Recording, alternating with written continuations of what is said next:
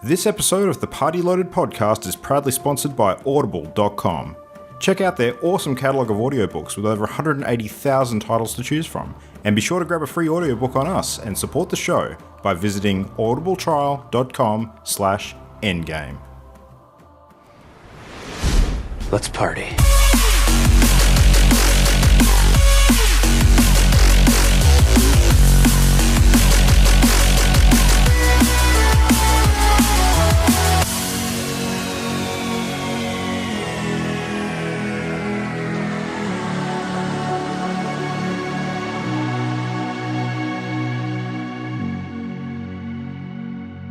Ahoy, ahoy, and welcome to everybody to the Party Loaded podcast for this week.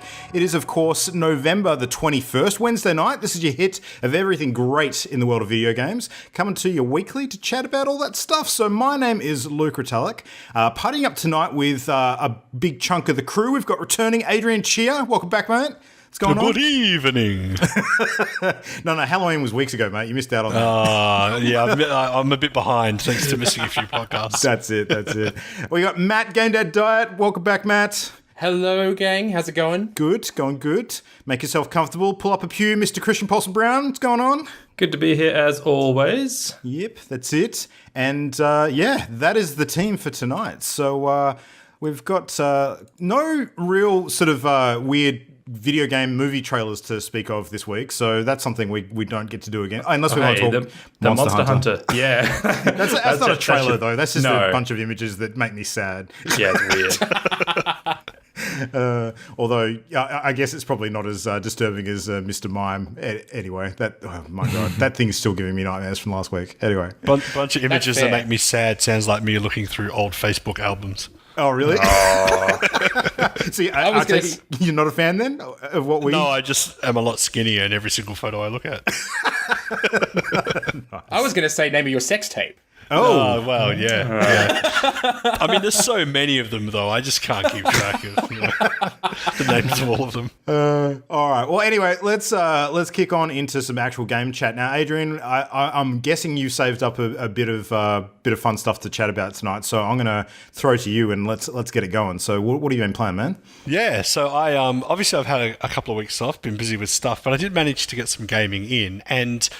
The first game that I've sunk my teeth into is Sunset Overdrive, and I was very excited to hear that this was being released on PC. And it's funny because over the last 6 months, every now and then I have Googled Sunset Overdrive PC ? Hoping that it might receive a port.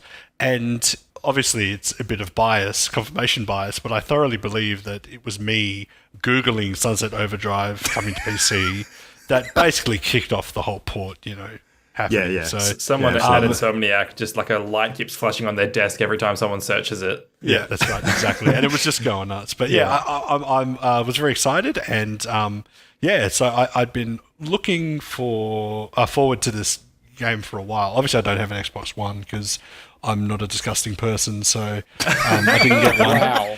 Sorry to any Xbox owners out there, but you know what you are. You know what you are. Adrian, I have an Xbox One, and I'm absolutely this disgusting person you speak of. Yeah. I have to agree, it's fair. Yeah, that matches. But I'm a massive fan of the Ratchet and Clank games and Resistance, so I am predisposed to wacky weapon madness. So Sunset Overdrive fulfills that need very much, and it's great. It's a lot of fun. The PC port's nice and clean. It runs nicely. There's a little bit of a frame rate issue and a bit of pop-in with the textures and the difference. Actually, quite a lot of bad pop-in. But usually you're sort of looking at the ground most of the time anyway and blasting stuff. So that's quite a lot of fun. The controls and the traversal take a bit of getting used to. It is very unique when it comes to that. So it's got a very unique style of getting around, unlike any other sort of sandbox game. I have heard, maybe you can speak to this, because on that topic specifically, a lot of people who know Insomniac's work have sort of claimed that it may have been the precursor that a lot of the Spider-Man sort of web traversal was built off of. Does that sound accurate to you? No, I don't think that's true at all. No, there's nothing in the Sunset Overdrive traversal that I think mimics anything in the Spider-Man traversal. Okay. The Spider-Man traversal is far more reminiscent of the PS2 Spider-Man Spider-Man 2 on the PS3, I think it was. I think it most resembles that. It is fun getting around, but it's not quite like... It's harder to keep traversing in Sunset Overdrive, and the combos that you rack up are all based on how long you can string a traversal combo together. So it's more Tony Hawk in that way. So you'll like grind on a rail, jump off the rail, bounce off the roof of a car, swing on a light pole, and then grind on a telephone wire. And each of those contact points, those 4 contact points, increases your combo meter. So it encourages you to build up your combo meter by traversing, which then influences your damage and the way that you fight. So because you have to keep linking it together, as soon as you hit solid ground and stop moving, you lose your combo. So as a result, it's not just a way to get around, it's also like one of the game mechanics that influences the combat. And that makes it fun, but also quite stressful because you're always worried about dropping your traversal combo, which is kind of a good and bad thing, I guess. I mean, it is the nature of the game. It makes it unique, but it's also, quite stressful worrying about keeping that combo active. Yeah. Aside from that, it's great. I mean, obviously the star of the game is the guns and the sort of wacky setting and all that, which is fun. It's a little dude bro for my tastes. It's a bit lowbrow, but that's all right. It's nice to enjoy, and I just sort of play it in short bursts, which I've keeps me always had an satisfied. image of like Tony Hawk, as you mentioned before, sort of meets Borderlands-esque. Yeah. kind of thing. Yeah, I could sum it up. I think it's sort of Tony Hawk. If you could have a little cauldron and put some games in and mix it together and pull out Sunset Overdrive, it'd sort of be Tony Hawk, Borderlands. What's that Dreamcast game with the rollerblading and the spray Jet Set painting? Radio. Jet Set Radio. Ratchet and Clank. It's kind of all these things mixed together. And it's sort of just it's about having a fun time getting around and blasting heaps of enemies. So they're just cool. Yeah. So no, it's been good. I enjoy it. Oh, Sunset Overdrive, if I'm not mistaken, was one of the launch sort of titles for PlayStation 4. It was around that era. Xbox One. So, No, Xbox One. It was oh, right was it around Xbox launch. One? Oh, Yeah, it's right around exclusive. launch. So we're looking Yeah. at about 5 years now since it's come out, aren't we? Give or take. So Yeah, do you- something like that. Do you think it's aged okay for 5 years? Is that Gameplay wise, it's fine because I don't think there's been anything else like it. So you can't really say it's aged because True. I haven't seen any games do that thing better. Visually, it's fine. It's very Fortnite actually. It looks like all the character models are extremely Fortnite looking. They have that sort of style of cartooniness, so that ages quite well. I think it doesn't lend it because there's no like bad textures and there's no sort of dodgy looking models. So I think it ages pretty well. I think it's good. What doesn't age, I think, is some of the sandbox collectathons that's in the game.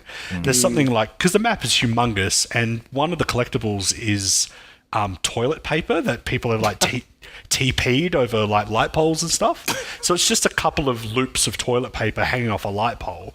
And there's like 150 of them on the map. And I was like, there's no way I'm going and collecting 150 of anything, let alone toilet paper. So, and it is a collectible that powers you up, but I don't have the patience for that kind of collectathon. So I think that is a bit outdated.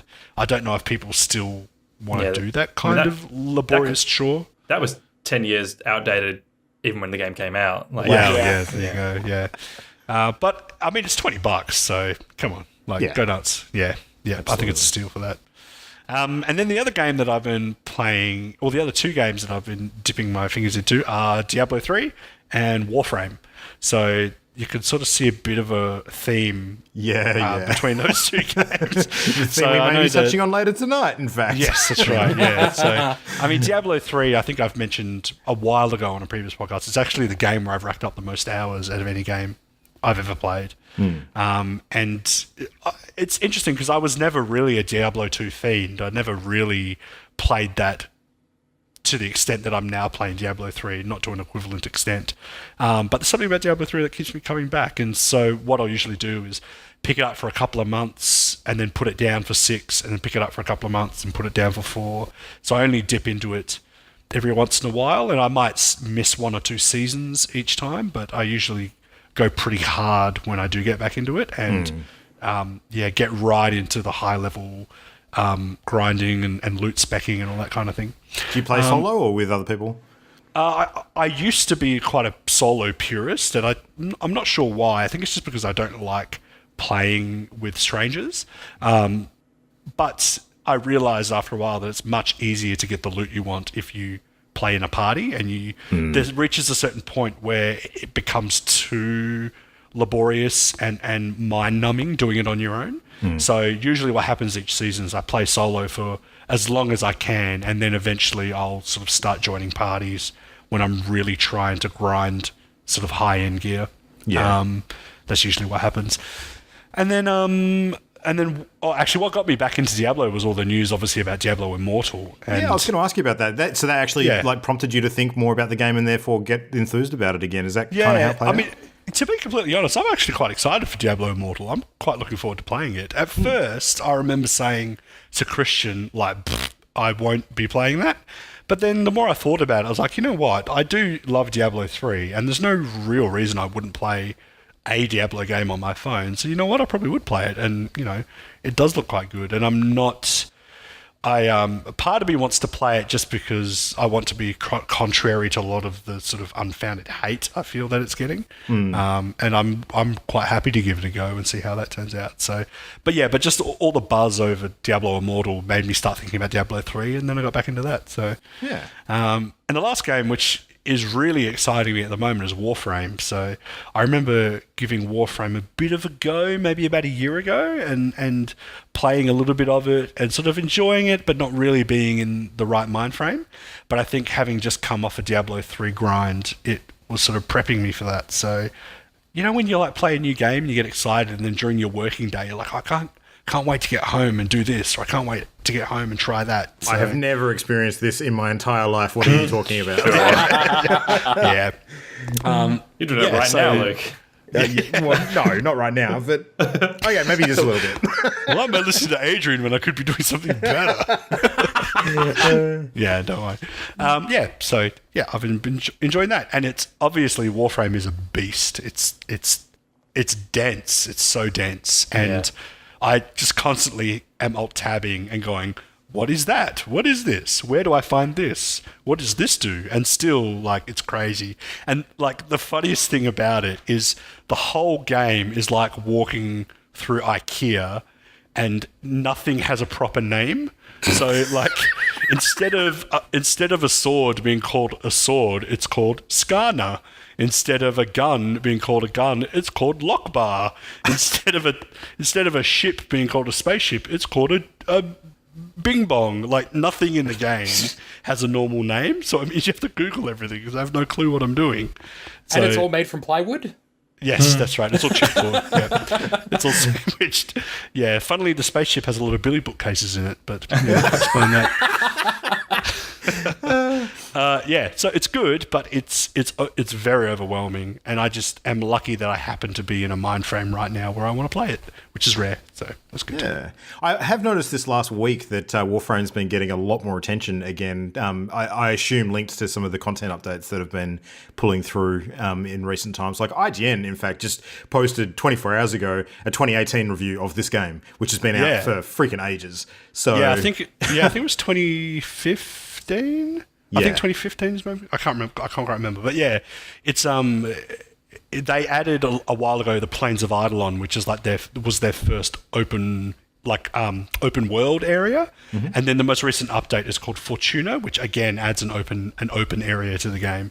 Because previously, this is my very limited understanding so far, is that it's just sort of map based, point to point kind of missions, and so those two large updates added actually large traversable areas and player hubs where people can meet up and do, you know, like what's it called in Dark Souls, Fashion Souls, where you can do like there's a similar subculture in Warframe. Flex, it's like fashion flex their suits. Yeah, exactly. Frames. Yeah. Yes, exactly. Yep.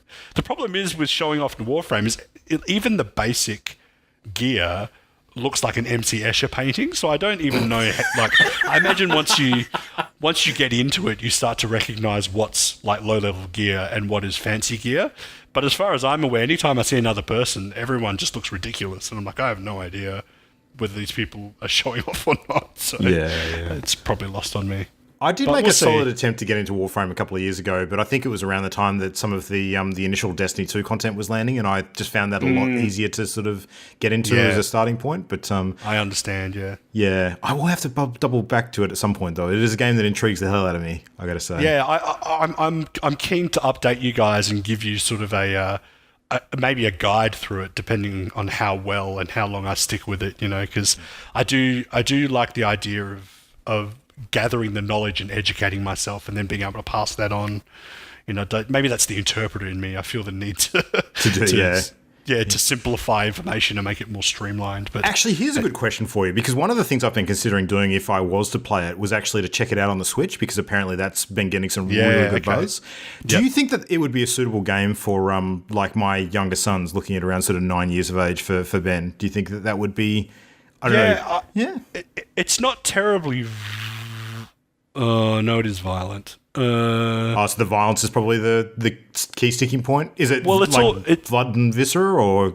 It's more kind of like eldritchy tech horror. Technically humans, are you? You're like you're like a ghost in a robot. You're like a robot, but you shoot dudes in the face. So I don't know if that's your call on what you think your son is appropriate for your son. It's not gory, but you do chop arms and legs off and stuff. Oh, okay, all right. Well, that's probably something I'll have a look at. And You're not shooting robots. You're shooting people, like dudes in suits that once you shoot their helmet off are human.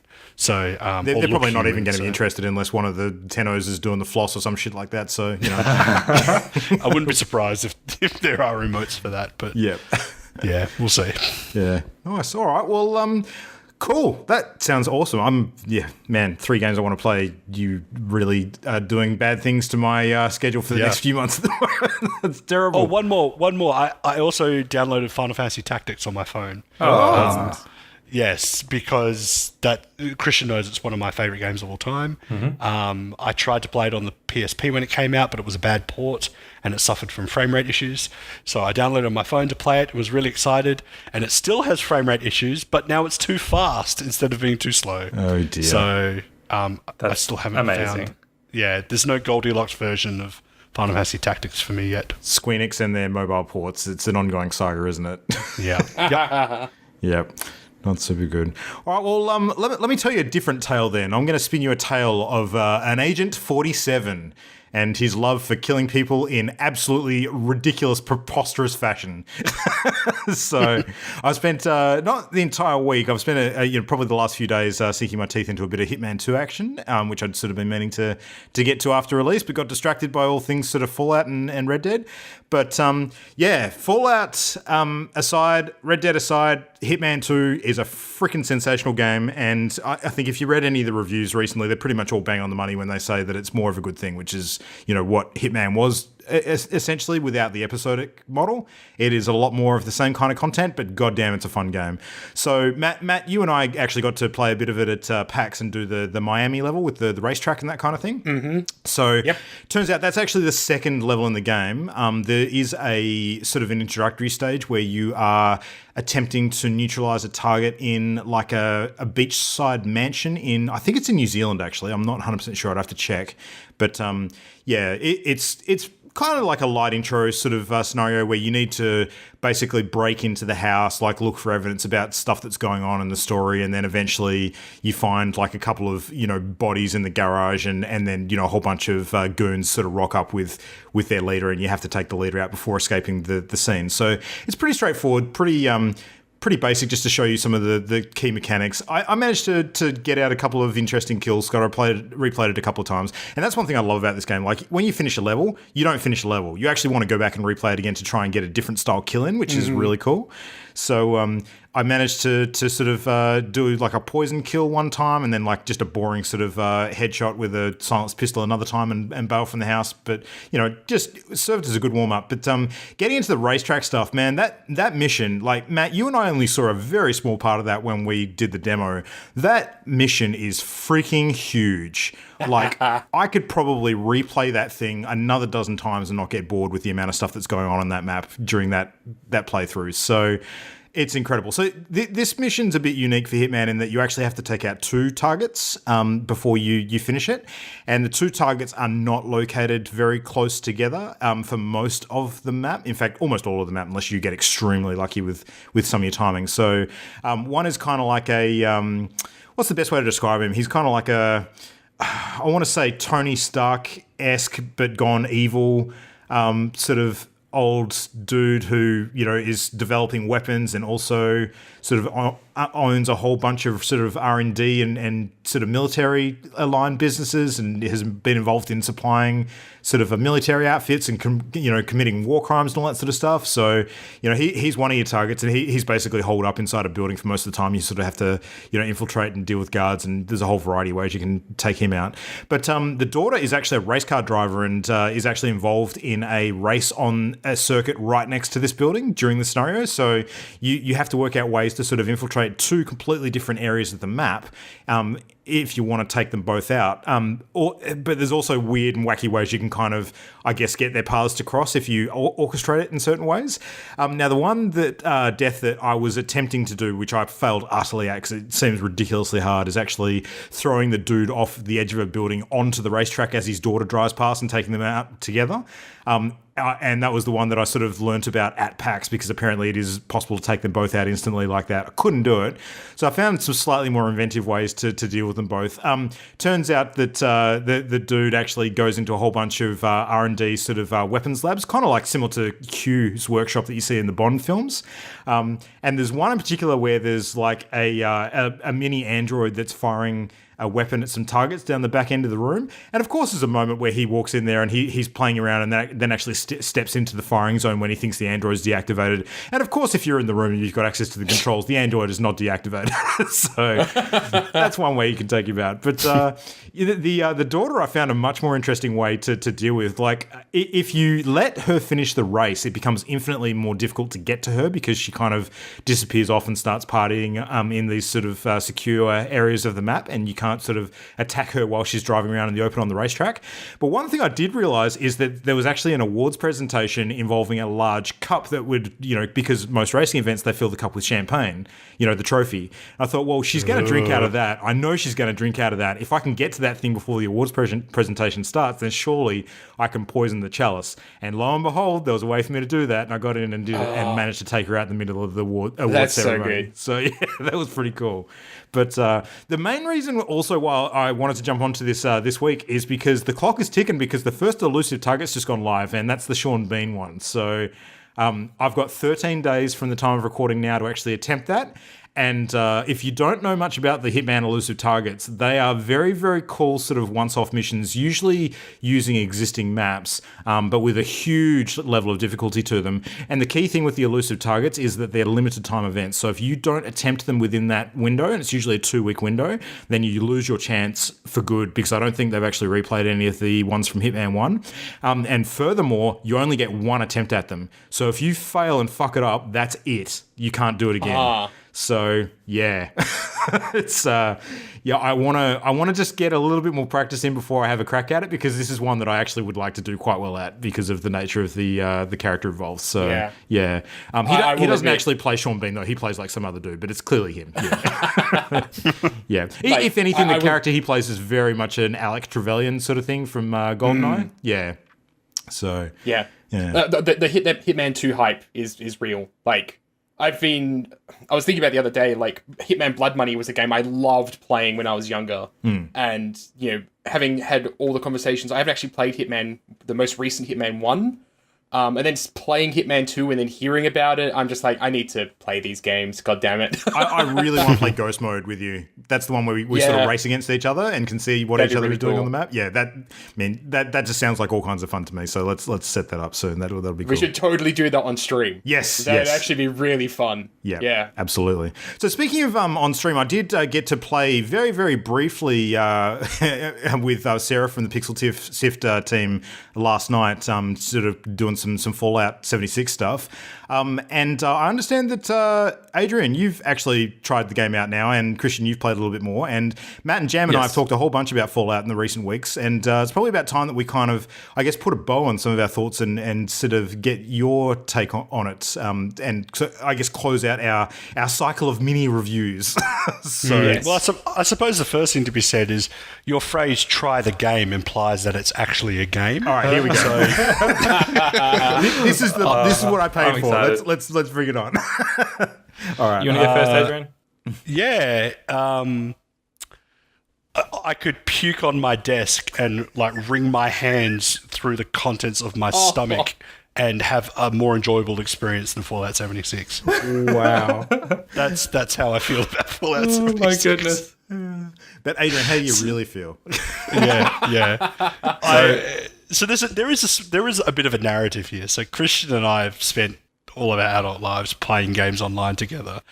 And some of our best memories, as most people probably have, are like playing online games together. And so Chris and I hadn't played together for a long time. We were really excited, like, there's an online game that we can play together. We, went out and got the game, and then we booked some time where we could sit down and do it. We booted up the game, we started playing it, and it became painfully obvious to me that there's nothing to do. And people are going to disagree with that and say, oh, no, you just need to play the game this way. You just need to enjoy it in this type of way. You just need to, get into this part of it. And then you're just... No, fuck off. It's just shit. And if people need to justify why it's good, then it's not good. I'm sorry. If you need to defend a game in order to justify why you should be playing it, then I just can't get on board. And I mean, for me, the main problem is that regardless of how the game is structured, if you go into the game and you start exploring an abandoned building, the whole point is to find something interesting in that building. So Christian and I went through a couple of buildings and we opened every locker and we looked in every room and we found nothing. There's just nothing in there. And it was just terrible. And the only... There's audio logs in there, Adrian. That's what I was about to say. The only thing you do find are 5-hour-long audio logs of some boring character you know nothing about going wah wah wah wah wah wah wah wah wah wah wah wah wah wah wah. It's just crap. It's just terrible, and it makes me sad inside. And I am normally very forgiving when it comes to people jumping on like the hate bandwagon, like when it came to Diablo Immortal. Sorry? Like Diablo Immortal, like you're... Yes, exactly. Yeah. Like Diablo Immortal, like I'm usually try to be very skeptical, very open-minded, try to get all the information before I jump to conclusions. But this is just bad, and that's my review. So I have a question. What's your background with the Fallout series in general? Have you played any of the other games? I've played 3, a little bit of Vegas, and 4. Okay. And look, this is the salient point for me. This is the number one point, is that you have to hit tab instead of escape to go backwards. You have to like navigate. You have to navigate impossible menus. Like nothing about the UI in that game is intuitive. And in 2018, I shouldn't have to stress about how to interact with the game. I should be able to just play the game. But I'm constantly having to to backtrack through menus and not, open the wrong thing, and then you keep fiddling with the Pip-Boy display because it's not quite comfortable. And you were having performance issues too with I FPS. was having performance issues. Yeah, the whole thing is just a mess, and I don't want to sit down and work to enjoy my game. I don't want to have to sit there and bemoan the menus. And I kept saying to Christian, because I assumed he did know more about it. I'm like, dude, how old is this engine? Like, am I playing a game from like ages ago? And he's like, yeah, you basically are. It's the creation engine has been around since Morrowind, yeah. So it's crap. Like, I'm sorry, but I don't want to pay. And I paid $100 for a bargain. I still paid $60, and I was like, this is honestly. I rarely ever say that I've wasted money on games because I just don't normally say that, but I truly feel that I was ripped off when I bought this game and played it. I was like, this is... And again, I said to Christian, I was like, this feels like... Did you guys ever play Half-Life Blue Shift? Yes. Or Half-Life Opposing Force, I guess, was more an example. It was all right. But it feels like that. It feels like a crappy expansion in between main titles, just made up of assets they already had. They just half-assed a map, put a bunch of stuff in the map, jury-rigged it so you could play with other people, and just assumed that the players would find the fun on their own. That's what it feels like to me. It doesn't feel like they've crafted an experience. A beta test for multiplayer in their next game is what it feels like for me. Yeah. Okay. Yeah, but I'll just quickly run through a few specifics. So I was going to say prosecution, call your next witness. Yep. My feelings aren't as viscerally negative as Adrian's. They are. Hang on, Adrian. Just to summarise, I'm just going to make sure I get you here. You didn't like the game? Let me put it this: there's a YouTube channel I watch where this guy reviews food from overseas, and I watched a video the other night where he drinks a soup made with the intestinal tract of a pig that still has feces in it. Oh. And this game by comparison, oh my god, that soup looks like a king's feast compared to this game. Sorry, Christian, go on. I didn't mean to interrupt you. First of all, like and I'm sure Adrian ultimately agrees with this. Nobody's fun is ever really like wrong. Like, yes, you're right. If other people enjoy the game, that's fine. But for me personally, I didn't have fun with Fallout 76. And I'll quickly run through a list of ingredients that go into the stew of my distaste. Christian, you are ever the calm yin to my raging yang. So to start with, the animations I think are awful. They're glitchy and inconsistent, and I've repeatedly seen enemy models T-posing and flicking from lying down to standing up in a single frame. I've seen characters get stuck in walls. That ghoul we shot through the wall. Yeah, I've had shots from my guns just not registering, just wasting ammo and taking damage because my guns just aren't working. I found the quests to all be silent, busy work, silent other than audio logs. And by busy work, I mean I had to pick up 10 beer bottles and, do just fetch quest crap like that. The audio log stuff is just insane. Like, it's just... I found houses with like 3 separate audio logs in them, and I don't care about any of them. And like, it's not... To me, that's not environmental storytelling. Like, environmental storytelling should be more subtle than that. It should be more organic than just listen to the tape and get the story of what happened here. And it's I blew my mind that if you get interrupted when you're listening to an audio tape, like if other audio starts playing, then you have to listen to it from the start again. You can't pick up from where you left off, and there's heaps of bugs in Fallout 76 that have carried over from Fallout 4, which were known bugs and were fixed by community patches, and they just haven't bothered to fix any of those bugs. I found the rewards for the quests uninteresting. Like, I would every time I would give the game another chance, I'd be like, okay, game, like, here I go. I'm doing some quests. Show me something interesting. Like, give me something exciting, or like, but I'd finish a quest and I'd just get some ammo and a gun with a different modification, and that would be it, something like that. I think the world is incredibly ugly. I think that I talked before about the aggressive depth of field, and I know now why they have that, and it's that when I modified the game to turn that off, it reveals just how ugly the game actually is in the distance. The pop-in is horrible. The like distant mountains and landscapes look half rendered when yeah, sure, that's not how they, wanted me to play it, but that depth of field really bothered me too. So I could never find a happy ground for how the game looked. Getting back to the animations too, the freaking Grafton monster, because I'd heard there were like monsters in this game, like new things. I'm like, oh, that sounds interesting. Found this monster, and it's just this big dumb pile of flesh that just like got stuck in on a pole, and I just shot it, and it was like level. And like a flesh ball. It's just this flesh ball, and it like was standing in front of me. I was just like behind some rubble, and it couldn't walk around the rubble to come and get me because it's too dumb. And yeah, anyway, and spoiler for something in the game. Skip ahead 20 seconds now. All right, they use fucking Skyrim dragons in this game. It blew my mind when I heard that there's fucking dragons in this game. It's just so lazy. The game should be half price and have come out 6 months later, in my opinion. Right. And yeah, it's a bad shooter, bad RPG, bad survival game, bad multiplayer game, bad loot game. So just to confirm, to make sure I'm interpreting you right, you didn't like the game.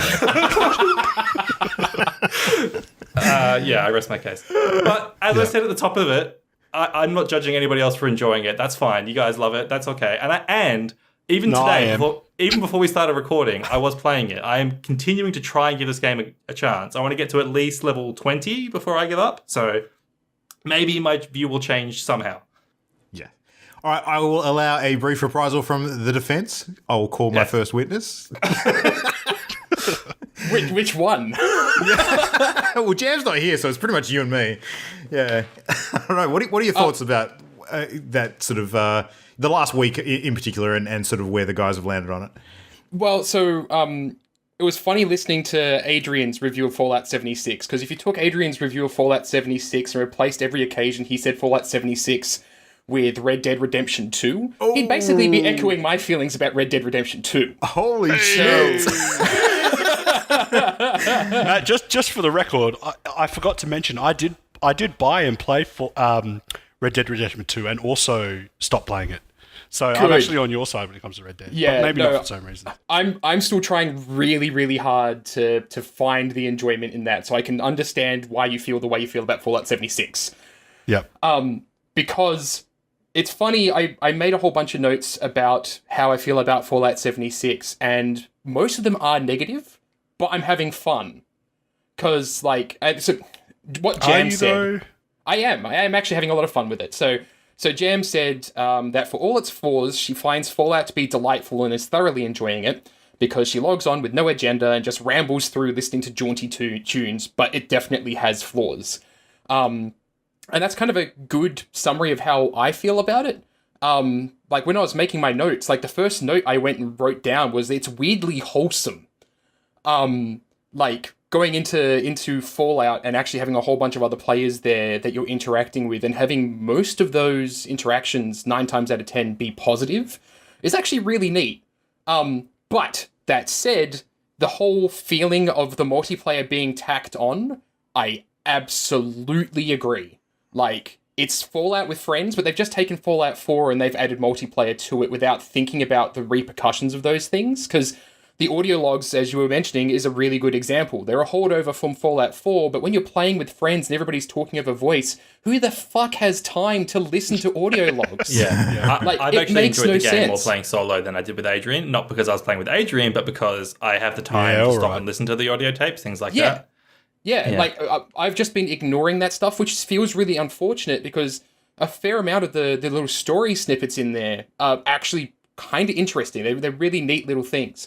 So it feels like multiplayer is being tacked on, but that said, seeing other players and being able to play with them is part of what makes the game as fun as it is as well. So it's like it's competing against itself, like it's competing against this old Fallout formula with this brand new multiplayer Fallout formula, and it just doesn't quite work the way it should unless you ignore one part or the other. And that's really unfortunate. There's absolutely a degree of make your own fun in there, because I've just been having a great time just roaming the wasteland and exploring and fighting other players and modding really cool guns and armor and making an amazing hillside house. Like, I've had a lot of fun doing that stuff. But it's much like any other open world survival game, and a lot of other open world survival games do a lot of those things way better than Fallout 76 does them right now. It's buggy. There is no doubt about this. The number of times I have had to go and restart the game because I was in the process of getting into power armor, and then my game just locked up on the animation, and I got stuck there, and then my power armor despawned, and now I was stuck without my UI, and I'd bring my Pip-Boy up, my arm was stretching out into the distance. Like, it was bizarre. Like, shit like that happens all the time. There's so many screenshots I've seen of people. Like, one of my favorite screenshots that I've seen going around is of people standing next to a Scorched that they've killed, and its neck is just stretching into infinity. I think I shared one of those with you myself, actually. Yeah. I have one that keeps on popping up on my loading screens, and my character's kneeling next to it like it's a fresh kill, and it's just really funny. But that's a whole lot of negative stuff. There's one other negative thing I'm going to bring up first. Where's the justification behind not having human NPCs in the game? Because I find that really strange. It I know feels justification. like it means they would have to actually make them. They have to invest in. No, seriously, they would have. It would mean that they would have to invest in like development time and animating and dialoguing and constructing narratives. Like, they would have to do all that instead of just putting all the onus on the players to make their own fun. I've got a slightly different theory for it. I think it's actually probably more due to the fact that there's very few places in the game where you are not in danger. And I don't think they actually wanted to create any zones where a NPC would possibly have to engage in combat with one of the enemies. So yeah. I think there's that, but I think that they were also trying to do something smart. I say that with finger quotes. They were trying to do something smart, but I don't think they actually did something smart. Like, the whole idea of going into the game world and there not being other NPCs means that the players fill those NPC roles, but you can't yet because the trading system is stupid. It's really clunky and dumb. There's not really any capacity to go and build up those old ruins of towns into actual towns. You're stuck just making shacks out in the woods. Like... There's a whole bunch of really missed opportunities there, and I get the impression that the reason they didn't have the humanoid NPCs was because they wanted to put the onus on the players to fulfill that role. But it just feels like it's excuses, right? Like, you've just come out of the vault, and apparently everybody died just minutes before you left because all you find is fresh corpses, right? And it doesn't feel right. Like, I would much rather get out of the vault and not have any of those audio logs and just be wandering around and find skeletons and everything. And it would have been even more interesting. Like, somebody pointed this out on Reddit, and I totally agree with them. Imagine if in their marketing they didn't actually say that there were no human NPCs, and your game experience was spent in search of NPCs that don't exist, and kind of discovering that, hey, we're the only ones that are alive in this world. Rather than all these hints and clues and voice audio logs that say that somebody else is out there when there's not. Like, that'd be dangerous, though. I think that they'd run the risk of mismanaging expectations in a major way. Yeah.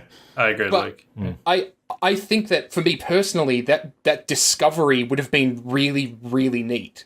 This whole thing of the world's dead and we're the only ones left would have actually been kind of a neat twist on it if they managed it well. If there was an ultimate payoff of you discovering some actual NPCs, then I would agree with you. Yeah. I would totally go with that. Yeah. I don't think that they've totally ruled out the possibility of NPCs turning up, because the fact that there's all these factions in the game that are constantly talking about, all these things, and that there was a group that was referenced. I'm not going to spoil anything for anyone, but there was a group that was referenced that moved out of the region, and like it's so heavily like hammered in that they're just outside of the region. Like, they're going to come back. Like, that's the impression that I get, is that we're going to start seeing those NPCs coming back in. But yeah, my take on it is I'm having a lot of fun with it when I'm playing multiplayer and just having, ignoring the audio logs. And just running around exploring buildings. There are things in buildings that you can find. I will add, like, there's like these red lockers and the red or green crates. They're basically like an end of dungeon kind of loot chest type thing. Right. But not every building has those. In some buildings, it's actually really hard to find them because they're not in like the end of it. They're in a weird, wacky location. But that's kind of a takeover from Fallout 4 as well, is that kind of end of dungeon loot chest type thing. Yeah, you're not winning me over so far. Sorry. No. I'm not trying to win you over because I totally respect why you've put the game down, right? Like, nobody's going to convince me to love Red Dead until I choose to actually love it myself, right? So I totally get where you're coming from because all of the points you've made, I've basically just echoed, but I'm having fun with the game instead. Sure. I have sort of a rather ideological problem with this game as well, and whether or not it's justifiable or not, I just kind of feel like it's being served to us, and the few people the many people that do enjoy it, kind of, it speaks to me of some sort of abusive relationship where people are just sort of lapping it up and saying, "Oh yeah, this is good enough. This is okay." Yeah. And as far as Bethesda are aware, they're like, "Oh, good, okay." They're just going to accept whatever shit we put out. We can just get away with that, and I have a problem with that kind of, subtext of this sort of experience where, like, and for those that like, more people will buy the game than people will enjoy the game, I feel. So they're getting what they want. They're making their money out of it, and then they get to produce something that most people don't enjoy, and then they can justify it by saying, "Well, you all bought it." And, enough people say that they like it, and then it just kind of lowers the bar across the field, I feel. I think, for me, if they do that, that's the point at which I'll be like, no. Because, so it's worth noting a couple of things. It came out just recently that in the UK, the sales of Fallout 76 are like a tiny fraction of the sales of Fallout 4. They haven't gotten even close to the sales of Fallout 4. And if you actually start looking at, like, Metacritic and reviews online, the game's being basically panned. Like, the popular opinion is that the game is not good. I get the impression that myself and Jam and maybe Luke, I haven't heard Luke's opinion yet, but I get the impression that we'll be in the minority of players that are actually finding something in there that we're enjoying. And having played it and looking back at it, the thing that I definitely find myself enjoying the most is the wacky Fallout antics with friends. That's the part of it that I'm enjoying most, because I couldn't have that experience in Fallout 4, right? I couldn't have these experiences of, oh, look at this ridiculous thing, or, let's have this big gigantic gunfight in this building together and stuff like that. Like, that sort of experience, I think, is what's unique to Fallout 76, but it's also ham-fisted because it's just Fallout 4 with multiplayer. Yeah, see, I would argue that true, you're having that fun multiplayer experience in Fallout 76, but that's because you're multiplaying, not because of Fallout 76. That would be my argument. I would say that, like, you could have spent money on a far better game. This mystery game, that I don't have it in mind, but you could have spent the same amount of money on a far better game, and be having the same amazing, like, if you justify the game by saying it's good because of the interactions with my friends in multiplayer, that's not good enough for me. That's like saying... That comparison reminds me a little bit of a board game where someone says that this would make a great drinking game, and it's because people actually need to be drunk to enjoy it. It also reminds me a lot of Sea of Thieves. So when that game came out, it was not, like, received particularly well from critics, and like, people accused it of being kind of featureless and undercooked. But the people who did enjoyed it because they were being pirates with their friends. Yeah. And it reminds me of that. So theory, I suspect that the direction that Fallout 76 is going to go is much the same direction as the Old Republic went, right? Because when the Old Republic came out, it was like, we're an MMO, we have these single-player storylines that you can go through and experience all this stuff with your friends and everything, and then you get all this multiplayer content at the end that you get to play together. And the fact of the matter is that multiplayer content that you got to experience together with friends, all the typical MMO endgame raids and dungeons and that sort of thing, were crap. Like, they weren't good at all. And what they ended up doing in future versions of the Old Republic was just focusing on that single-player content while you could actually play it with friends. You could actually go and do those dungeons, but it was so much more focused on that single-player storyline element. And I kind of get the impression, and I hope this is the direction they go, that Fallout 76 will basically focus more on what made Fallout strong rather than trying to ham-fist in what made other open-world survival games strong into Fallout, right? Like, that's kind of where I hope they land in future, because it's not a Fallout RPG, removing all those NPCs made it no longer a Fallout RPG. It's something else, and it doesn't work quite that well. Yeah, one of the other ways I described this game is I said Fallout 4 was a bad Fallout game, and Fallout 76 is a bad game. Okay. That's what I think of it. That's actually good. That's a good thing to know because I love Fallout 4. Oh, right, yeah. Well, I love Fallout 3. Well, I think you all need Jesus. No, I'm kidding. No, look, I can't disagree with anything that any of you have said, really, apart from maybe some of the stranger comparisons that Adrian drew. Look, at the end of the day, where I basically land on it is the funnest bad game I've played in a long time. And I kind of know deep down that it's not a good game, but I'm still having a huge amount of fun with it. And for me, it's actually not reliant on multiplayer to have that fun. Like, I really enjoy the game solo as well, which is fortunate because if I didn't, then I probably would be a lot harsher on it. But like all the technical stuff and all of the nitpicking and sort of individual sort of points that you guys have raised, I can't really disagree with any of it. Yet I still kind of love the game in spite of all of it, and that makes me feel like a shitty game reviewer in a lot of ways. Like, not that I'm doing this professionally by any means, but for some reason, for this game and not a lot of others, I've found myself able to overlook a lot of that crap because I'm just having a real good time with it. And there's something to be said for, I don't know if you remember back in the old days where sort of game magazines used to have like a reviewer's tilt aspect to their scoring. Like they'd actually break down all of the different categories of scores, like the graphics, the audio, the gameplay, all that sort of thing. And then they'd have like a tilt category, which they were able to add their subjectivity to sort of pull the score one way or another based on the less tangible aspects of a game that they couldn't really sort of review properly. This to me is kind of like that. Like, it's almost like my tilt is at maximum because of things that I can't quite put into words, if that makes sense. Yeah. Mm. So it's a weird one. It does, the Sea of Thieves comparison was a really good one, Christian. It actually reminds me a lot of launched No Man's Sky as well, for a similar reason. Yeah. But I don't know, we'll see how we go. Like, Bethesda have kind of turned Elder Scrolls Online around, so who knows? They might have some interesting ways to look at this challenge. And not Creation Engine.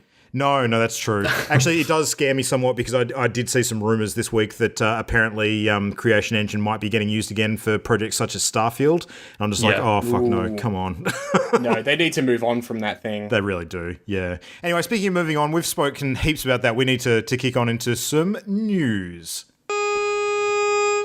Now it's time to hear some gaming news. Time for some gaming news. Yes, so in the news this week thus far, so speaking of fumbled launches, so Steam went and launched its AUD onto the Steam store, or Valve went and launched it onto the Steam store, so you can actually now buy games in Australian dollars. The ones that actually have a price tag on them, at least, because a lot of them don't. And there's a fair number of games right now, if you go and have a look at your Steam, that just don't have their Australian dollar pricing on them at all. So yeah, it's kind of a mess at the moment.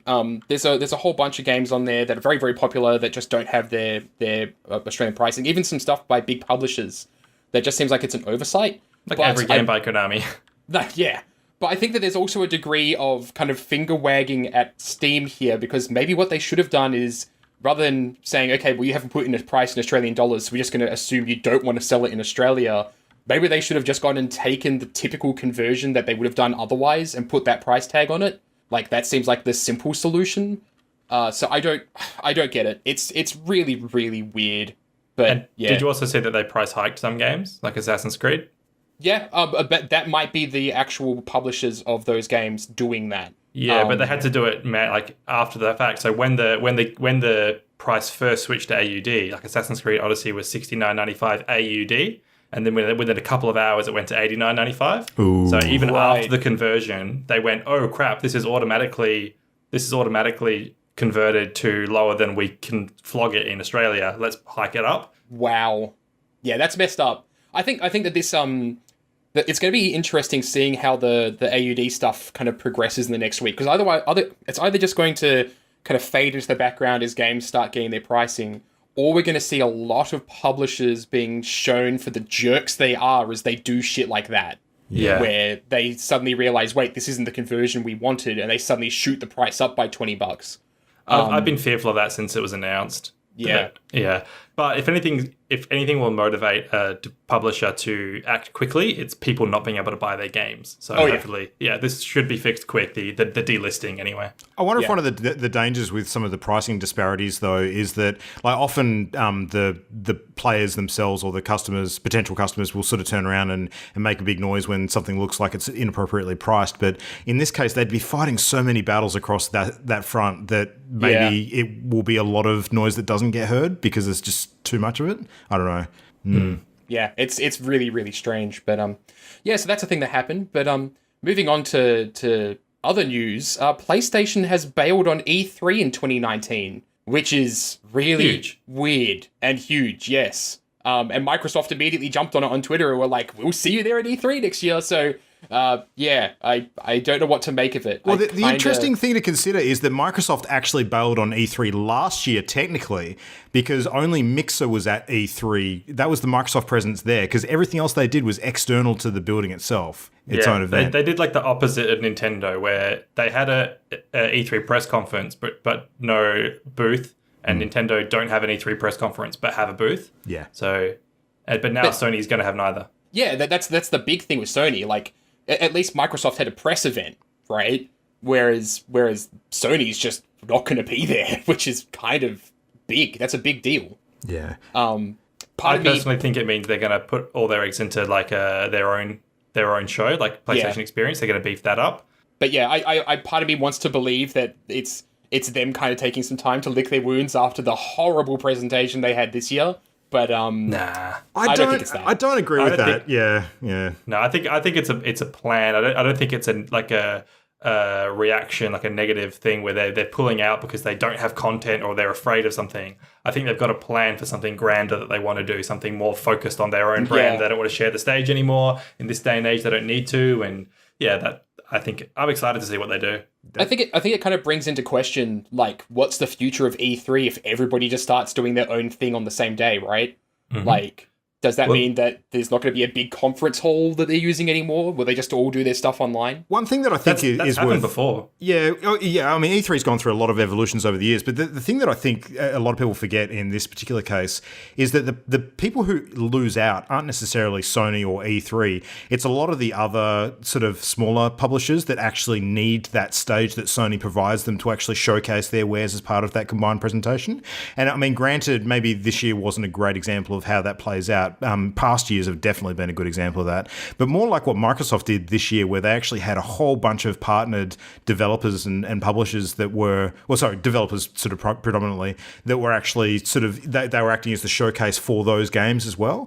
And I mean, there are other places now where that can happen. I mean, PSX, obviously, if that becomes a thing again. I expect that Game Awards will actually be massive next month. I think there's going to be quite a few big announcements at that event, because the gap that we've had with no PSX towards the end of this year is going to mean that that's created some interesting opportunities timing wise to have some maybe big stuff that's been held back from E3 to be announced at that event. So that'll be cool to see. What's that? Bloodborne 2, my prediction. Bloodborne 2, yeah. Well, that would be super cool. So, I mean, that event's been getting more and more sort of big stuff to sort of leak out and have on stage with each passing year. So this could be finally the year where they really get, a good buffet of that gear and really ramp themselves up in the public eye. So, but I'm actually curious, like, what do you guys predict will be the timing of Sony's big move next year? Like, I mean, there's a lot of people thinking it might be linked to a possible PS5 announcement or roadmap at the very least. But when during the year do you think that might happen, if you had to guess? September. I would expect later in the year. I wouldn't be surprised at all if this is, like, as I said, I don't believe that they're licking their wounds. It'd be funny if that were the case, but I could also see this being kind of strategic. They might be expecting Microsoft to make a console announcement next year, and that kind of gives them some time to pivot on what they want to focus on. Between Microsoft's announcement and something later in the year. So I would totally agree with a later year announcement of anything if they do anything. But at the same time, I could totally see them moving up a whole bunch of announcements from E3 to the Game Awards this year, and kind of splitting that stuff, some content earlier and then some content later as well. So, yeah. I don't know. When's E3? That's typically June, isn't it? Something like that, yeah. I would think maybe July even. Like, they'll wait for a little bit of the buzz from E3 to die down next year, and then they'll try and just take over the news cycle. That could be a Maybe. movement by Mac. I think that might be too soon because E3 buzz usually goes on for at least a month. True. I don't know. Yeah, it's going to make next year super interesting. So we shall see. Christian, tell us some more super interesting stuff. Yeah, this is just a quick one. So it has been announced a Devil May Cry animated series being produced by the same person, Adi Shankar, who's done the Castlevania animated series, which have been really well received, really popular. Fuck yes. Yeah, I finished watching the second season just recently, and it's so good. Yeah. I haven't actually got around to watching it, but I've heard nothing but praise. Oh, dude. Yeah. Yeah. It's I haven't excellent. seen it either. Yeah. So- you guys will lap it up. It's real good. Yeah. I'll probably watch cool. it soon. One thing that's interesting too is they have mentioned that they're actually going to be joining Castlevania in what they're calling a bootleg multiverse. This isn't a new thing. So Adi Shankar's actually like he kind of has this thing where just about everything that he's worked on fits into this sort of self-proclaimed bootleg universe. I think he's probably just putting a bit more of a formal wrapper on it. So Right. Because what's interesting about that is Castlevania's Konami and Devil May Cry's Capcom. So it's strange that like IPs from two different publishers may be joined in some universe, but yeah, that'll be interesting. It's our universe. It's our universe. The secret was in us all along. That's right. yeah, I don't think they'll try and do an MCU type crossover thing or anything like that. I think hope not. No, it'll just be separate. I know that's not really necessary. No. But yeah, so stay tuned for Devil May Cry animated series. Hell yeah. Mr. Beaumont, I don't feel so good. Well, if you don't feel good about that, do you feel anything at all about two little words that I like to combine in a fashion that spells out command and conquer? Any nostalgia for that? No? Not Red Alert, personally, but not, yeah. Yeah. I remember playing on the PlayStation with friends way back in the day, but you know, I'm not a huge Command and Conquer fan. But the recent news I've heard is pretty interesting. Yeah, so 4K remaster coming for a couple of the classic original real-time strategy games. So it's been broadcast that Tiberian Dawn, which as far as I'm aware, that's the original CNC. That's actually kind of just the code name for it. A lot of people get that confused with Tiberian Sun, which is one of the later games. And the OG Red Alert as well, which... So it is Red Alert. Yeah, they're doing Red Alert as well. They're doing both. So... Nice. Yeah. Yeah, I'm right there with you, Christian. Red Alert is one of my all-time favorite RTSs. It might even be my favorite because I sunk so love me much some time. mammoth tanks and some Tesla coils. Yeah. Okay. Good stuff. If they're remastering Warcraft 3 and now they're remastering Command and Conquer, when am I getting my Dark Reign remaster? Oh yeah, absolutely. Forget that. When am I getting 4K remaster of Lemmings? That's where it's gonna. That'd be a game That's to what die peak for. performance. Absolutely. Yes. Yeah. Jeez. No, if they do Red Alert justice, you know what's going to happen. They will remaster the soundtrack and we'll get a new version of Hell March. That would be absolutely nice. rad. So Oh, I've just realized they've already remastered Lemmings. It's called Fallout 76. nice. All right. Anyway, moving on. One last one just to round up the news tonight. Apparently, PUBG Corp has declared that the overhaul campaign to fix PUBG has now wrapped up. And they've achieved all of their objectives and PUBG is now fixed, apparently. Well, it only took several years. Yeah, so I don't know. Like they've ended this campaign. It was a weird thing to begin with. Like the developer essentially going, "We know our game's broken. We need your help to fix it." Yet they didn't really spell out any milestones or sort of roadmap for how they plan to do that. It was kind of like they were crowdsourcing feedback and bug reports and that kind of thing. There didn't seem to be a lot of rhyme or reason to it. But now apparently the campaign's over. So they've stated that basically they've become more proficient with their processes. They're hoping to provide content as fast as before. Maintaining stability is going to be like their core focus, and their quality first approach is going to be their goal. But they've also said that it's not the end of fixing the game, and that there's going to be stuff that they'll have to work on. But now it's on a firmer footing, and hopefully won't alienate players and with shortcomings in basic expectations. So I don't know, I'm just imagining them making this announcement out on the deck of a warship with the mission accomplished flag and American.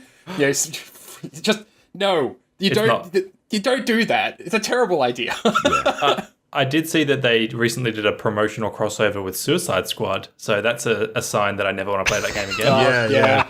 It's really telling that they're doing that, like, what is it, 2 years after Suicide Squad's come out? It's about their development roadmap timing. And Fortnite does a Thanos-themed level immediately as Infinity War launches. So draw that comparison, you can see where both games are at. I'm just glad that they've finally put the ribbon on their game just as the Battle Royale format is taking off. Yep. So their timing's really good. But hey, I did also see that DayZ is the standalone's finally gone into beta. So they're not as bad as DayZ. DayZ beta, wow. Yeah, standalone's no longer alpha. Remember DayZ, guys? Yeah. I remember DayZ. Yeah. I would like to not remember DayZ, but... Nah, DayZ was awesome. I had a good experience playing DayZ. Yeah. So I actually have one other little piece of news that I totally forgot to add to our list, but Stellaris Megacorp is coming out on December 7. Oh, of course it is. Finally! What? No, I hear you, Matt. That actually is kind of cool. I'm going to try and find some time to attack that again. Well, I will be off sick for the rest of the year after that, sorry. Okay, nice. All right, well, launching into a slightly shortened topic of the week this week, given that we've spent a bit of time chatting Fallout and other things, we just want to do a really, really quick discussion, and this is a timely one because it kind of does relate back to a lot of the things we opened the show with, just around how we feel about a game grind as a factor in a lot of games these days. So, if we're going to, sort of define what we mean by game grind, it's that kind of, repeatable treadmill of gameplay styles or formats or mechanics that give you incremental increases or bonuses, all the while sort of prompting you to keep sinking time into a game to actually pursue that ever elusive goal of progress. So and like honestly, a lot of the things that we opened the show with tonight sort of hit on that. So Warframe I think is a good example. Adrian, you sort of mentioned that a little bit. Diablo, absolutely notorious for it being a loot grind of a game. So, Fallout, I think that, a lot of what people have been enjoying with that sort of, dovetails back into that grind for junk and upgrades and all that sort of stuff. So, yeah, we've got some good examples we can lead off with. So, generally, how do you guys feel about grinding as a mechanic in modern games? Because it's not like this has just come out of nowhere. It's been around for a while, but it certainly seems to be a bigger feature in more modern games as opposed to stuff that we played when we were kids. So, for me, I certainly feel that when I think of grinding, my mind immediately goes to Diablo 3 and the kind of experience you have there. For me, I think there's a sort of a distinction that needs to be made between grinding as I see it and just doing some sort of repetitive action in a video game. So I wouldn't really consider the Fallout series to be a grinding kind of game. Yeah. For me, I more see grinding as repetitive action resulting in loot, but there's the reward response. So I mean, in Diablo, it's obvious where it's just you kill swarms of enemies. There's the loot drop. You check your loot, see if you've got better loot. If not, you go back and you do it again. And that I imagine the reason it appeals to me for that reason is the same reason that roguelites appeal to me, because that similar grind of like rinse repeat. What's the movie with Tom Cruise? Where he dies over and over again? Yeah, live, die, repeat. That's the kind of grind that I either live, die, repeat, or the loot grind is what I enjoy, which is why I've sort of moved on to Warframe. So this is just for me personally. When I think of grinding, that's what I relate it to. Things like grinding in an MMO, I have done as well, so that it's sort of similar in that vein. And I guess it's the grinding to improve your skill level that comes with a roguelite. So those are the two types that I identify as grinding. But I understand that people would see that word differently. Yeah, I think the progress you just mentioned in Live, Die, Repeat kind of is more of that experiential sort of skill increase grind. If you want to really put a tie into it, Groundhog Day is that too. Yeah. Yeah, true. That's like speed running. Yeah. Finding the best path through a certain situation. Yep.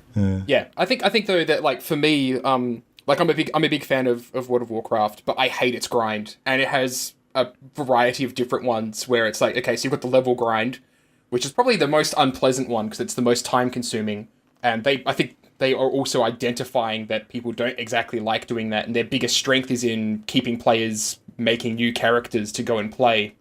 And so I've heard that apparently in the next patch they're actually decreasing the amount of experience required to get all the way to level cap, and it's by like 35% overall or something like that. It's insane. But then you also have like your gear grind where it could be really frustrating, and if you want to do stuff like raiding, you have to be at a certain eye level to start doing raids, and so you end out grinding because you need that one piece of gear that will push you over the eye level requirement to actually start doing them. And it ends up being a really unpleasant grind because it means doing a whole bunch of dungeons hoping for that one piece of gear to drop that you need to actually start moving on and progressing in the way that you want to progress in the game. And thankfully, I don't do any sort of raiding, so my grinding in World of Warcraft is usually limited to I'm going to do these battlegrounds and get my my honor points up so I can get the next piece of gear. And even that can be rather frustrating because most PvP grinds are punishing as hell. They're like, if you don't win the game that you're currently in, you either don't get anything or you go backwards. Like a lot of competitive Overwatch does that. Yeah. And so to achieve your goal can often be absolutely impossible if you just have a couple of bad games. Like, it can put you so far back that you never achieve anything. Yeah, but Christian and I think can relate when it comes to Hearththone. I was just about to say that. Yeah, absolutely. Yeah. So for me, like, I personally think of a clear distinction between like level grinding and loot grinding, because to me, loot grinding, it's like operant conditioning in animals. It's like a Skinner box where you have a rat in a cage, and then if the rat performs a particular action, it gets a reward. And then if you take away that reward and it does the action, gets no reward, it just causes stress in the animal. And despite all your rage, you're still just rat in a cage. Yeah, that's right. So, and a good loot system will give you that reward response when you perform the action. And when they fall apart is when they cause the stress in the rat, which is like what Matt was saying, where if you need one particular drop to get the next tier of gear or whatever, or do the next raid, and you don't get it, then that's like a kind of a failure of the reward response system. So a well-designed loot grind will string you along just enough to prevent you getting stressed. Whereas as you're saying, is again, Matt, with PvP, that's harder to guarantee. So there's often been suspicions in different games, including Hearthstone, that there's algorithms working in the background to try and push you towards like a 50% win rate or something like that. There's some sort of pity timer that will give you easier matches if you keep failing, and that isn't like that reliable, and it can stress you out.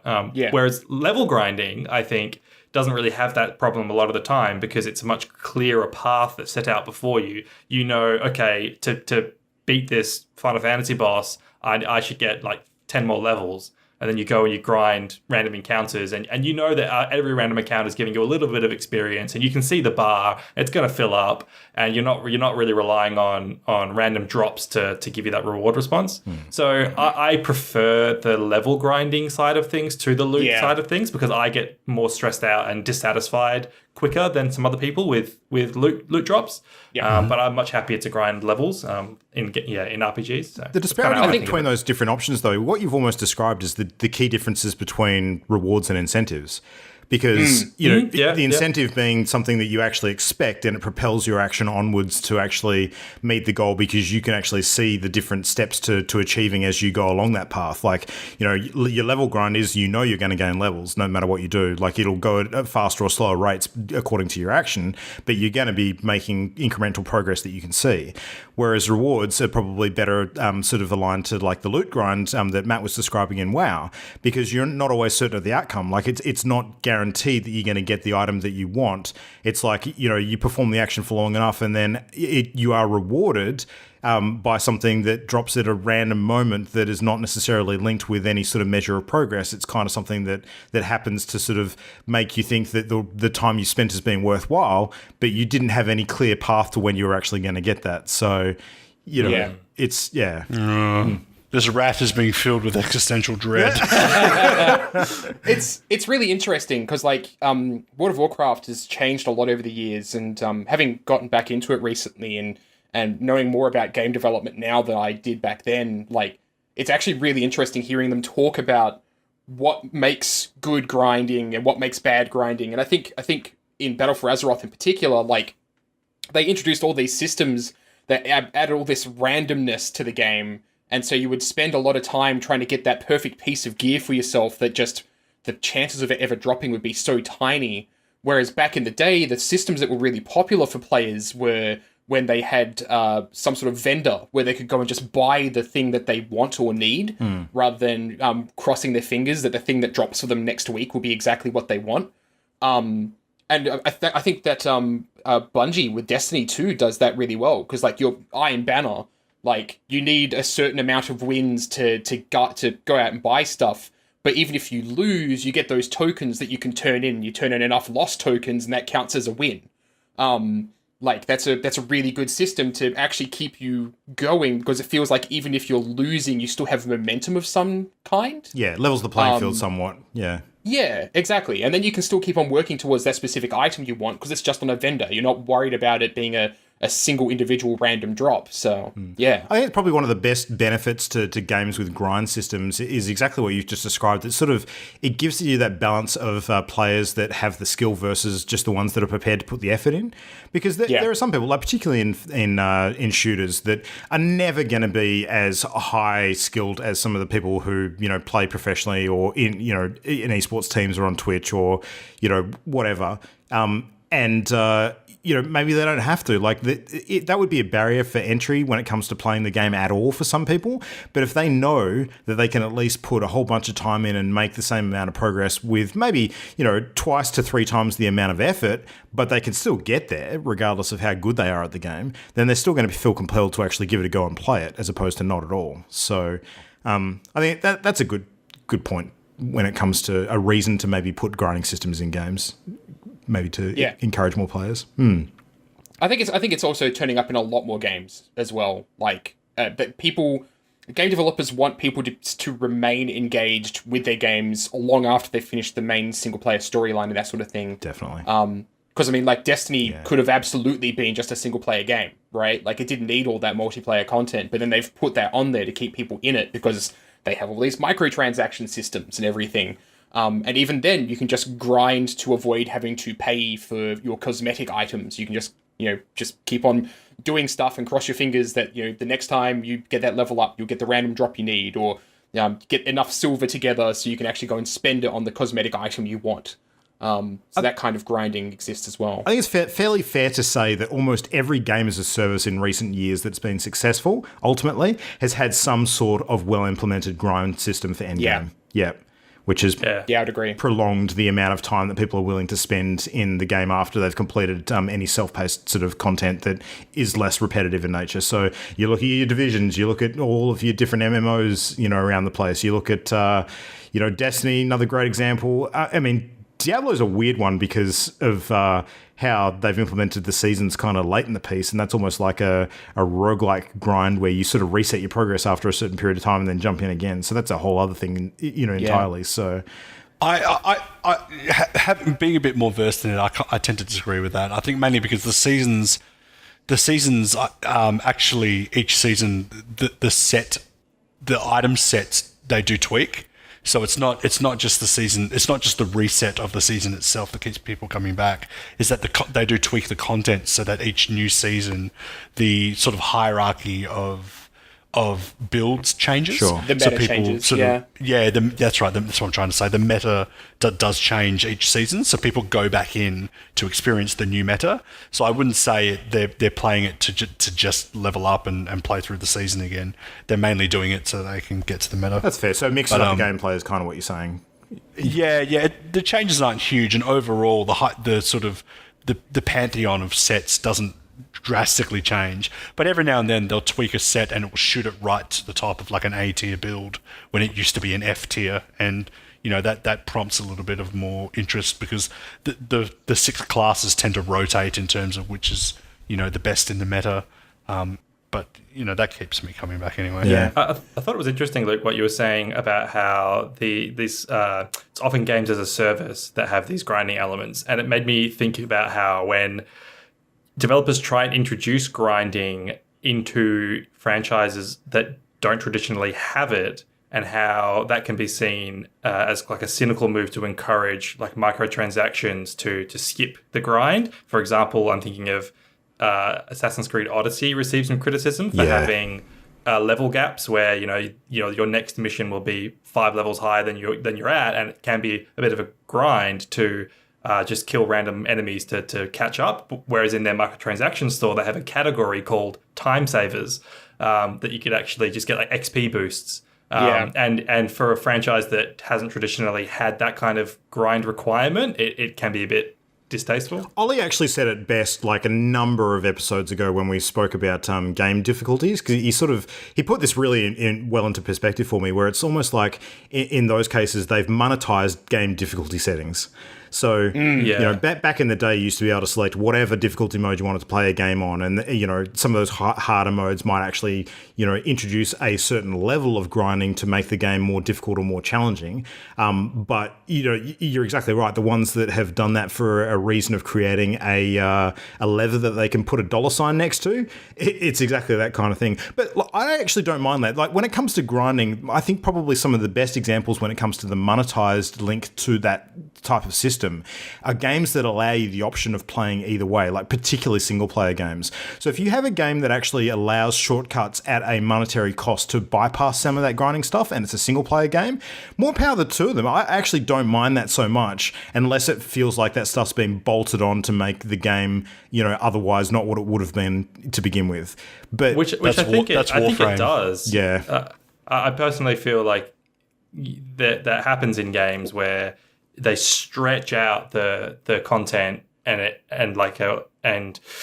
if they didn't have microtransactions, you'd get through things a lot quicker, and you're not getting more enjoyment. You're just repeating the same actions over and over again, and they're kind of pushing you towards the microtransactions to skip their own content, and I don't like that. Well, let me throw one more example at you, which is not necessarily microtransaction linked, but think about trophies, particularly in the PlayStation ecosystem.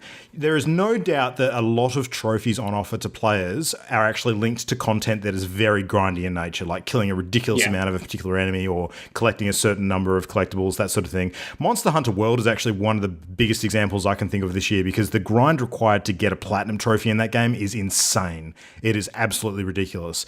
But not everyone who plays that game actually feels compelled at all to go for that. So, because that's not impacting the gameplay at all. Whereas if they are widening the gap between levels, so you have to do more quests or whatever to get to the next level, or do more grinding to get to the next level, then that's directly impacting your gameplay. Whereas whether or not you tick a trophy, or that's not affecting your gameplay. Yeah, that's true. Yeah. Like for me, like a good grind is indiscernible from the core gameplay loop. Yeah, I'd agree. Whereas a bad grind is when you start feeling it, right? And you start loathing the core gameplay loop, because that's the thing you're repeating over and over again to get the thing you want. Because the rat's getting stressed. Yeah, exactly.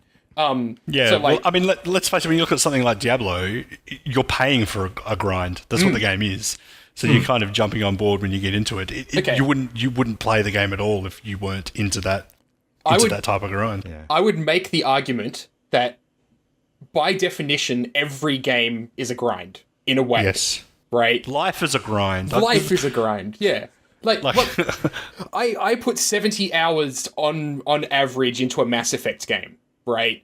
And that's because I'm going out and completing every single side quest. I don't need to do that, but by definition, me going out and doing those things and kind of repeating that typical loop is kind of a grind in itself, right? To try 100% extending the definition beyond the traditional nomenclature of the like genre. But exactly. I get what you mean. Yeah, that's ticking your boxes. That's not necessarily repeating the same tasks. No. Yeah. So repeating the same tasks would be like playing Mass Effect and doing the same mission repeatedly to try and get an item out of it. That's when you'd say it's a grind. But you are technically repeating all that core gameplay loop over and over again to achieve the objective of finishing the game, for example, right? That's extending out the scope of it, but that my point kind of being that a good grind doesn't make you feel it, right? Like we said, that if you're just repeating that same mission over and over again and hearing the same dialogue, then of course you're going to start feeling it and getting annoyed at the fact that I have to keep doing this until I get this thing I want. Yeah. Let's pull out the quintessential example from last week, Tetris.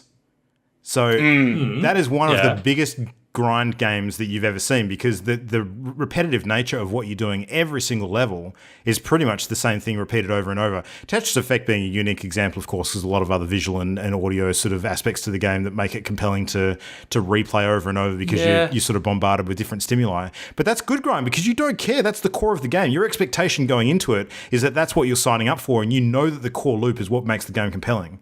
So I don't know if I agree with that. That's kind of like what Matt was talking about, where if you extend the definition to just playing the game lots, then yeah, that's grinding. But you're not. You're not leveling. There's no like reward drops you're getting in Tetris. You're just playing the game lots, like playing poker for 2 hours. Are you grinding poker, or are you just playing lots of poker? Like Well, and the thing as well is that the challenge is changing every single level in Tetris, right?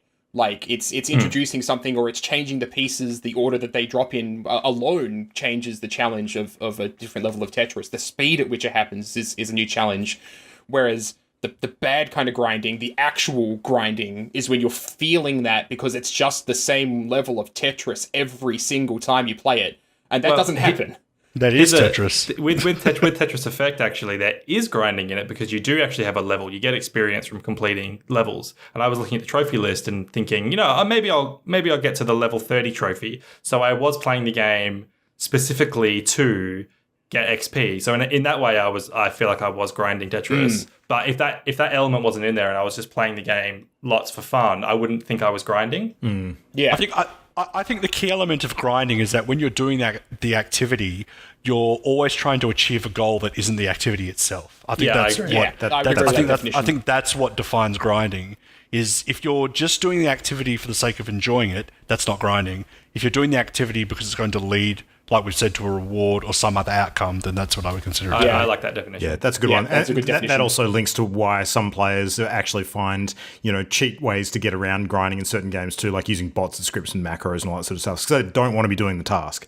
So what you just said hits the nail on the head. Yeah.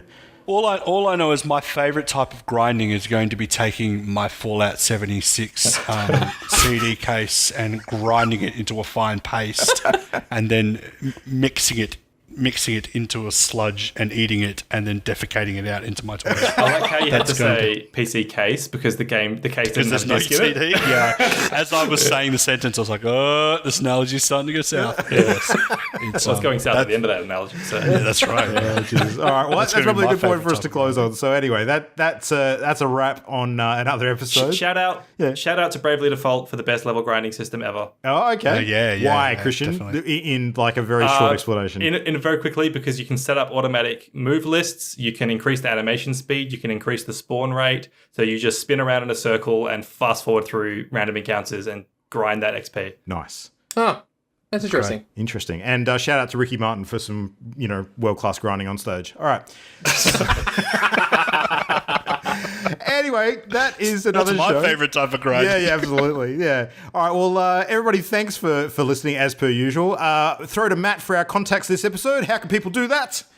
Well, you can catch us on our email at mail@partyloaded.com. You can go to our Facebook at partyloaded. You've got our Twitter at partyloadedshow. YouTube and YouTube is channel Endgame, and our Twitch, which we will sometimes stream on, and we should do that more often, is twitch.tv/partyloaded. And we also have a website, which, Luke, we need to put on our list here. Yeah. Well, it just seems so obvious for people to go to, partyloaded.com and find all of our stuff in one nice, easy to reference location. So, yeah, you should do that. Absolutely. Yeah. Can I just say before we break, as a public service announcement, I know I've joked about it a lot, but it needs to be said. Listeners, do not buy Fallout 76. Do not buy it. Watch a Twitch stream, decide for yourself. No, I'm not even letting people decide for themselves. I know better. I'm sorry. Do not buy Fallout 76. If you buy it, I will know. I will come to your house and I will punish you. It's that simple. Won't Fallout 76 punish them? You don't need to do that. Yeah, shouldn't there be punishment enough, Adrian, playing the game? Yes, exactly. Look, I'm done. I'm stopping recording right now. Good night, everybody. So next few days and week coming, I just wanted to say I'm looking forward to attending the Perth Games Fest this weekend. I don't know if you guys are planning on attending at all, or Matt, you heading there this year? I will try. I am currently very busy with stuff, so... There we go. Yes. Well, you can hopefully squeeze some Hitman into your schedule. That would be a good fun thing to do at the very least. Yes. Yeah. For sure. Yeah. Nice. Anything else anyone wants to throw in for focus over the next few days leading up to the Xmas? I'll probably be getting back to Red Dead. Yeah. And I will finish off level 20 in Fallout and see if it changes my mind, but I doubt it. Yeah. No, that's fair. I as a quick side note, I actually have finished the main story in Red Dead 2 and I am in the epilogue now, but I'll talk more about that perhaps next week. Without spoiling anything. But yeah, cool. All right, well, everybody, thanks for listening once again. Hope you've had a fun episode. Hope you've been thoroughly entertained. I've got no idea if Adrian's actually left or not. No doubt we will all catch you again in 7 days' time. Thanks for listening, and for tonight, good night. Bye-bye. Good night. The Party Loaded podcast is a Channel Endgame production. For this and more great gaming content, bookmark channelendgame.com.